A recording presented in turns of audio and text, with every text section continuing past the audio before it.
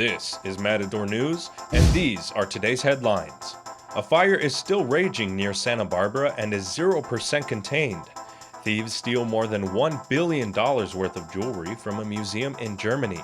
And Lamar Jackson continues his MVP performance against the Rams last night on Monday Night Football. Hello, welcome to Matador News. I'm Amari Martin. And I'm Yarazeth Tapia. A Santa Barbara brush fire has reached more than 4,000 acres and is 0% contained. The K fire started in the Santa Ynez Mountain late yesterday afternoon and has threatened multi-million-dollar homes and ranches.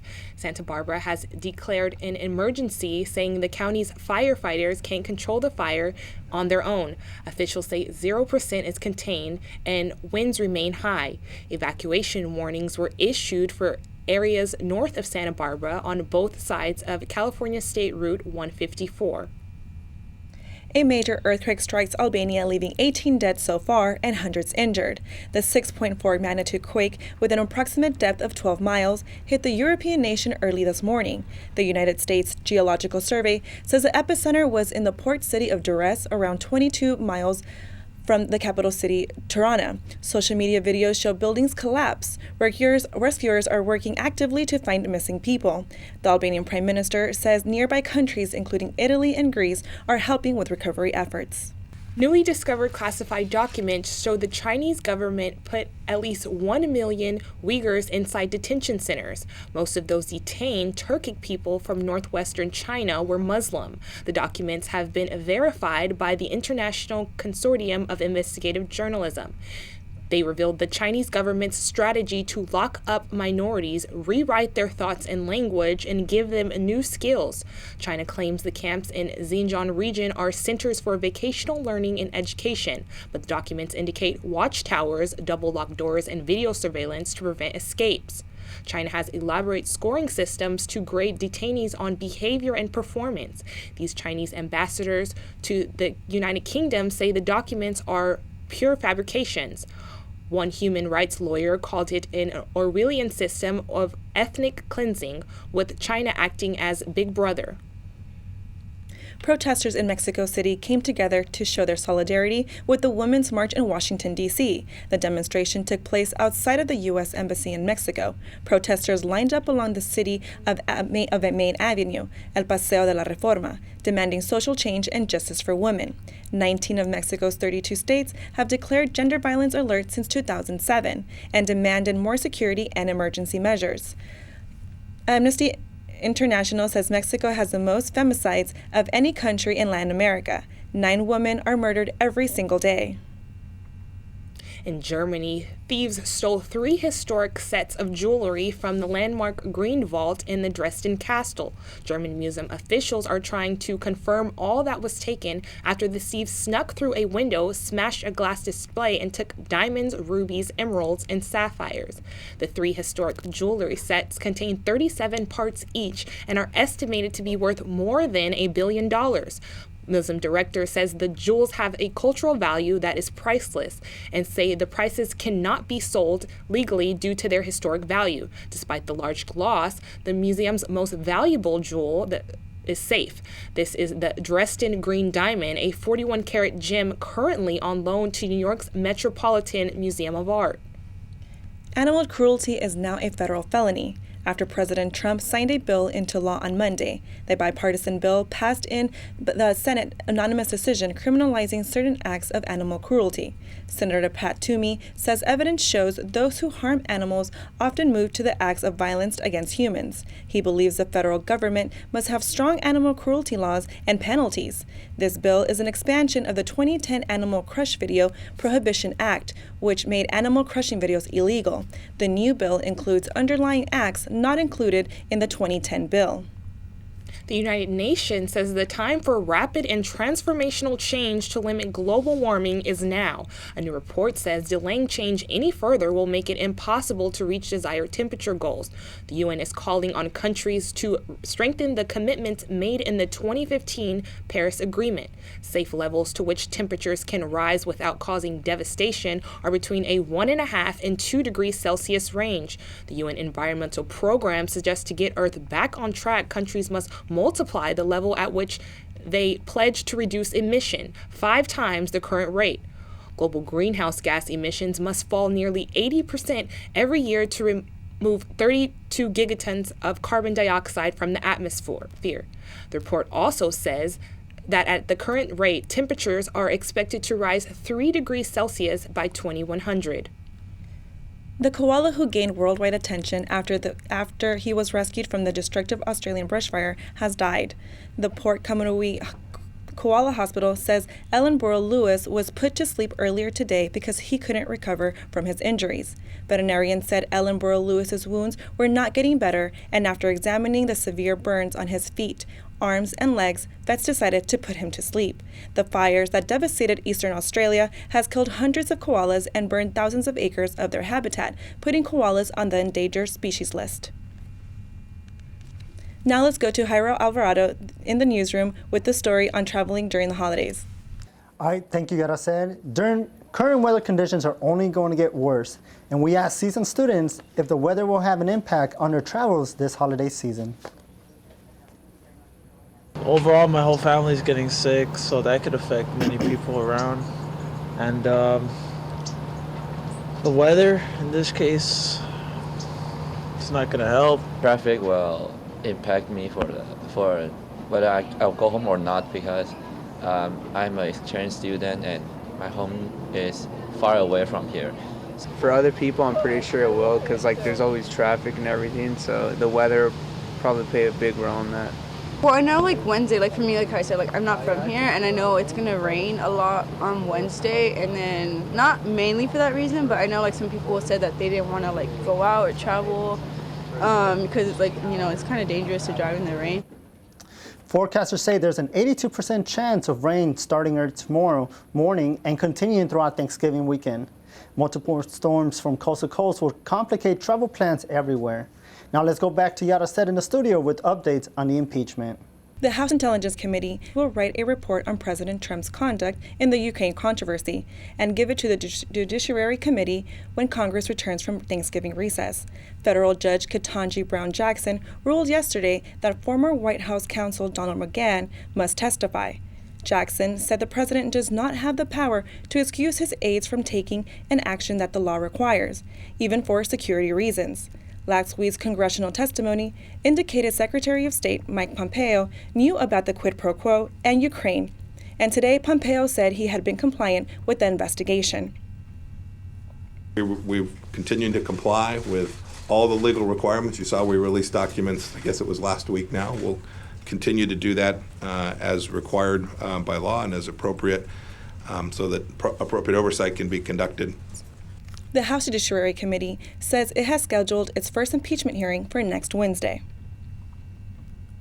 First Lady Melania Trump was booed at the Be More's Youth Summit today at an appearance in support of her Be Best initiative in Baltimore. To the First Lady of the United States of America.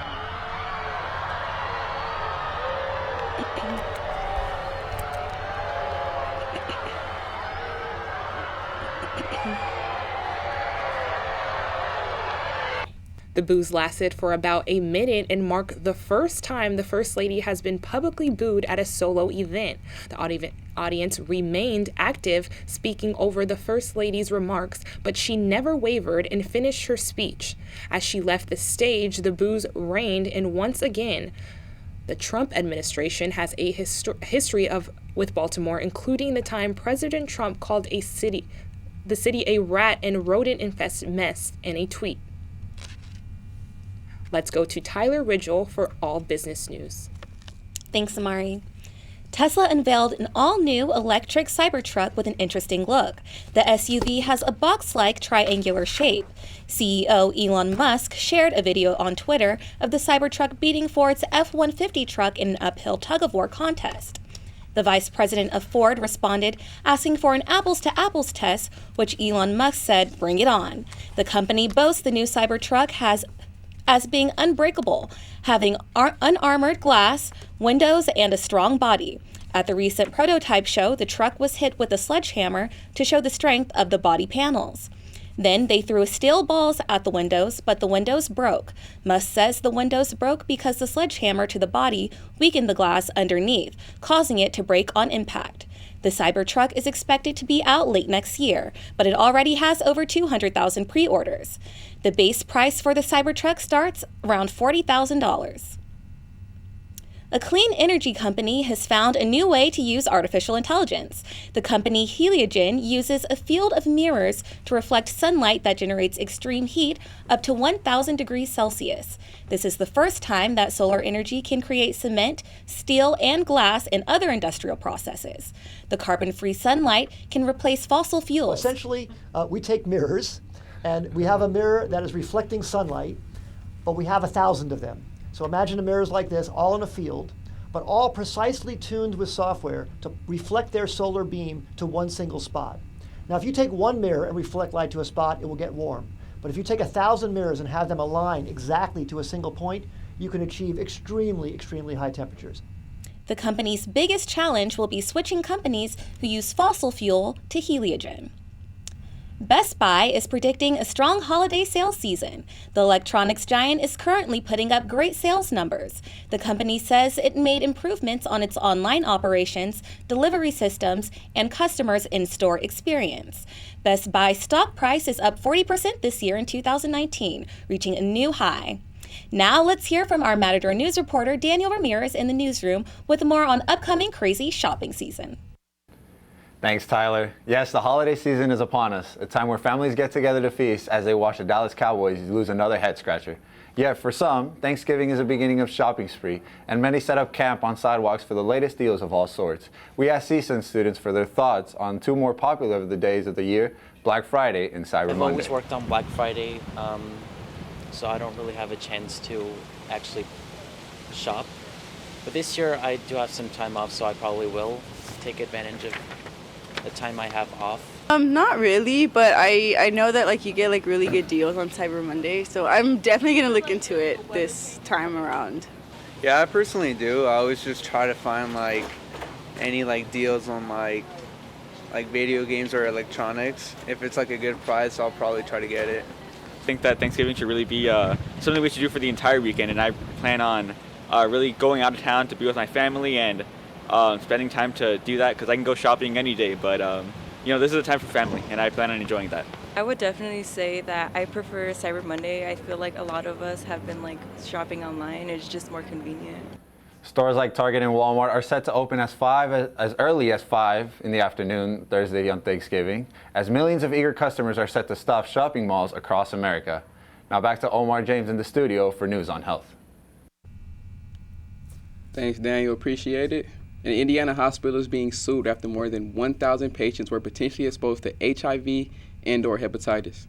The lawsuit on behalf of a patient against Goshen Health was filed Friday. Letters signed by the hospital officials were sent to those who may have come in contact with an unclean instrument between April and September. Goshen Health says a sterilization technician failed to complete a step in a multi-step cleaning process of surgical equipment. A former patient says that's simply not good enough.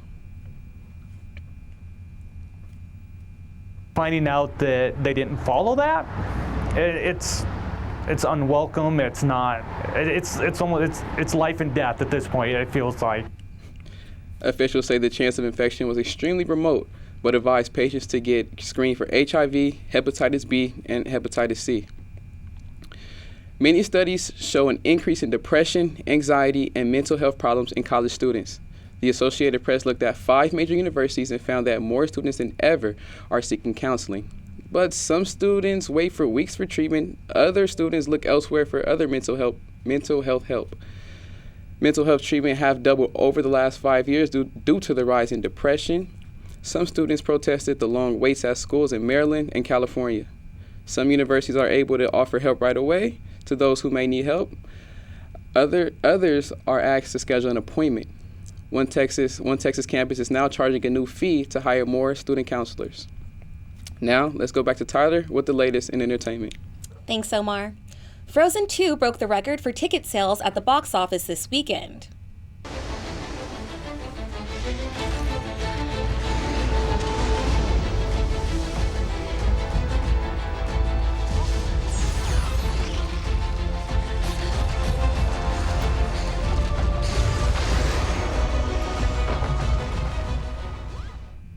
The movie made $130 million in North America, but it also set the record for the biggest global opening of an animated film, making $350 million worldwide. The sequel comes after 6 years from the original film. The film was Disney's top franchise. This led to merchandise, theme park rides, and a Broadway show. This year, Disney has had 5 blockbuster films, including Avengers Endgame, Toy Story 4, and The Lion King. Frozen 2 exceeded all experts' expectations. Thanksgiving is approaching, and families are getting excited for the annual Macy's Thanksgiving Day Parade in New York City. The parade is known for its iconic flights of large inflatables, but due to high winds in the forecast, they may not be able to take sail.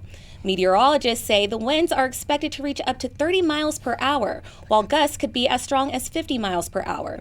Under city regulations, balloons would be grounded if winds reach 23 miles per hour or if gusts exceed 34 miles per hour. Macy's will make the final call right before the parade kickoff Thursday morning. If balloons are grounded, this will be the first time since 1971. Now back to Omar with the latest in sports.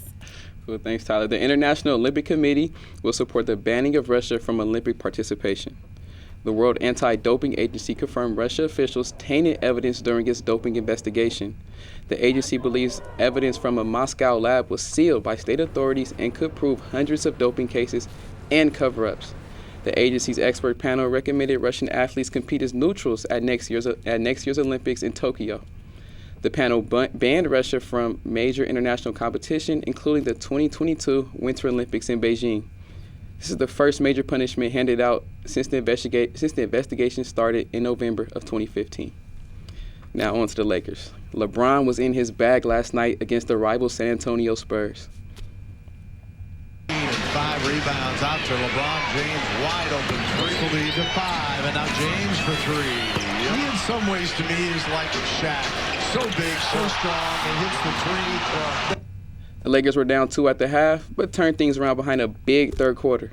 LeBron continued his revenge season by pouring in 33 points, dishing out 14 assists.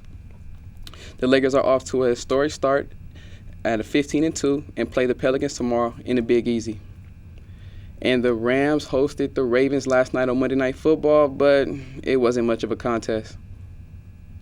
Yes! We got a Jackson 5! Yes, indeed, ladies and gentlemen, there was a Jackson 5 last night in L.A. Ravens quarterback Lamar Jackson threw for 5 touchdown passes and ran for 95 yards in his Monday Night Football debut to lead the Ravens to a 45-6 win over the Rams. The win further cements Jackson's MVP campaign, and the loss puts the Rams' playoff chances on life support, as they set a disappointing 6-5 on the season. It's fortunate. Thanksgiving is just a few days away, so we asked CSUN students what they have planned and cooking up in the oven for Turkey Day. So I'm working on Black Friday, and I'm not working Thanksgiving, but so I don't really have anything planned. It's gonna be spending it with my family back at home, so that'll be pretty much all we're gonna do. I plan to get maybe out of town this week during during Thanksgiving and spend time with family. Okay. So hopefully it's different this year. But it is the first year I'm not working Thanksgiving in 3 years. So I'm glad I'm gonna be spending some time with family and just staying home that entire day. Yeah, so actually I haven't seen my family, even though they live close by. I haven't seen them 3 years, so I'm finally going back to go see them. You know, I have so much to be thankful for, but I would say what I'm most thankful for is my supportive friends and my family members. I am also thankful for my family, especially my mother and my grandmother, who are my biggest influencers in hard work, determination, and self-confidence. I'm thankful for many things in life, but I'm especially thankful for my family and their unconditional love and support. I am very thankful for my family. Their love and support is second to none, and without them, I wouldn't be the man I am today. Very thankful for that. These kittens in Ontario, Canada definitely have something to be thankful for. Serenity, a stray dog, was found keeping a litter of abandoned kittens warm. It was a frigid 26 degrees that night, and Serenity kept the kittens alive with only the warmth of her body. When the small family was found, the canine was covered in a thin layer of snow. Serenity is currently up for adoption with applications flooding from all over. We hope you guys get stuffed for Thanksgiving. Happy holidays. From all of us here at Matador News, I'm Amari Martin. I'm Yarazeth Tapia. Omar James. And I'm Tyler Ridgle. Thank you for watching and have a wonderful Thanksgiving.